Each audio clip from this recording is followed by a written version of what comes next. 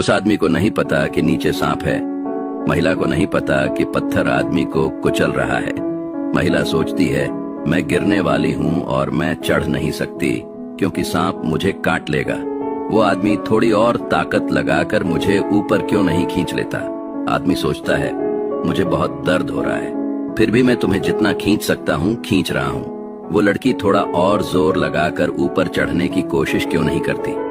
Moral, आप यह नहीं देख सकते कि दूसरा व्यक्ति किस दबाव में है और दूसरा व्यक्ति यह नहीं देख सकता कि आप किस दर्द में हैं। यही लाइफ है, चाहे वह काम हो, फैमिली हो, फीलिंग्स हो या दोस्तों के साथ हो। हमें एक दूसरे को समझने की कोशिश करनी चाहिए और अलग ढंग से क्लियरली सोचना और बेहतर तरीके से कम्युनिकेट करना सीखना चाहिए। थोड़ी सी विचार और धैर्य लाइफ में बहुत आगे तक ले जा सकती है। ड्रीम फोर्ज प्रोजेक्ट का एम लोगों को इंस्पायर करना और उनके लाइव्स को पर्पस